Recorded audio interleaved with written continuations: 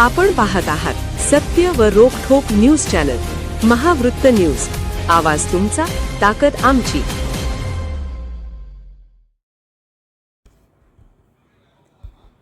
महानगरपालिका अग्निशमन विभागाचे पंचगंगा घाटावर अग्निशमन शोध आणि बचावाची प्रात्यक्षिके.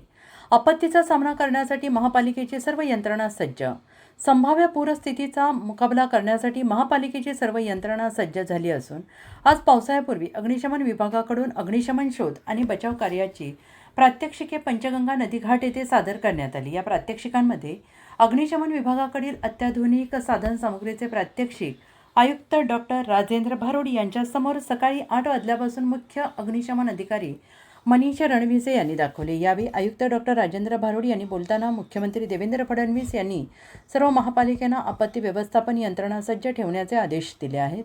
दरवर्षीप्रमाणे याही वर्षी आपत्तीचा सामना करण्यासाठी महापालिकेची आपत्ती व्यवस्थापन यंत्रणा सज्ज ठेवण्यात आलेली आहे. मागील वर्षी योग्य नियोजन केल्यामुळे कोणतीही जीवित आणि वित्तहानी झालेली नव्हती. त्याच अनुषंगाने याही वर्षी महापालिकेकडून आपत्ती व्यवस्थापनाबाबत योग्य त्या उपाययोजना आणि खबरदारी घेण्यात यावी. सध्या पावसाळ्यापूर्वी शहरातील नाल्यांची सफाई त्याचं काम सुरू आहे. तसेच रेस्क्यूचे आज प्रात्यक्षिक करण्यात आलेले आहे. सध्या महापालिकेकडे 3 लहान बोट, 14 रेस्क्यू बोट या सगळ्यांचे प्रात्यक्षिक आज दाखवण्यात आले. कोल्हापूरमध्ये सन 2019-2021ला जी पूरजन्य परिस्थिती झाली होती त्याचा अनुभव सर्वच कोल्हापूरवासियांना आहे. त्याच्यापासून आपण कशा पद्धतीने अनुभव घेऊ शकतो याचेच एक प्रात्यक्षिक आज झाले आहे. पश्चिम महाराष्ट्रात कोल्हापूर महानगरपालिकेकडे अत्याधुनिक साहित्य आहे.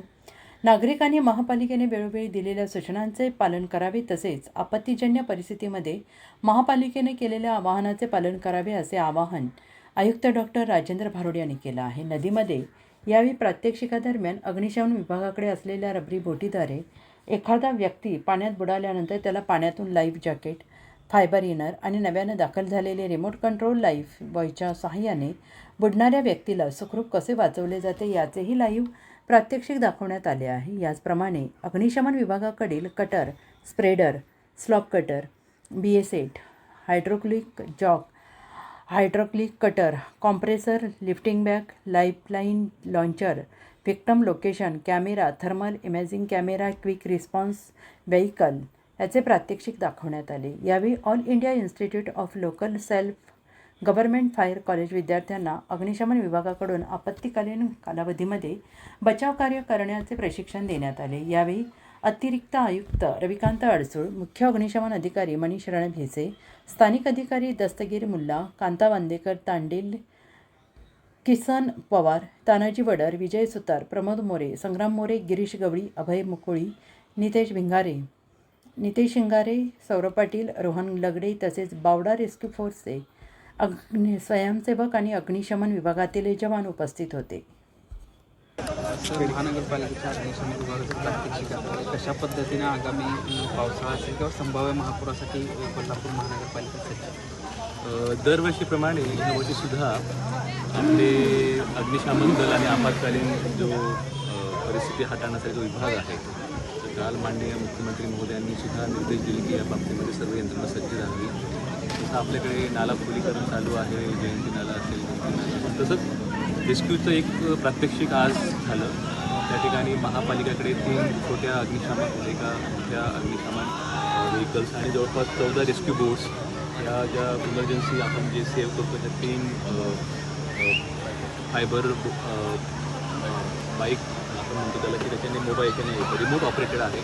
त्या सर्वांचं प्रात्यक्षिक आपण करतो आणि फायर ब्रिगेड विभागाचं जे काही तयारी आहे त्या तयारीचा आढावा घेण्यासाठी आम्ही सर्व लोक आलो होतो. मला असं वाटतं की कोल्हापुरामध्ये 2019 आणि 2021ला जी परिस्थिती झाली होती त्याचा एक अनुभव सर्वच कोल्हापूरवासियांना आहे. पण त्याच्यापासून कशा पद्धतीने आपण प्रिव्हेंटिव्ह मेजर्स घेऊ शकतो, सेफ्टी मेजर्स घेऊ शकतो त्याचं ओव्हरऑल डेमॉन्स्ट्रेशन आज या पंचगंगा घाटावरती झालं. महावृत्त न्यूज चॅनलला लाईक करा, शेअर करा आणि सबस्क्राईब करा.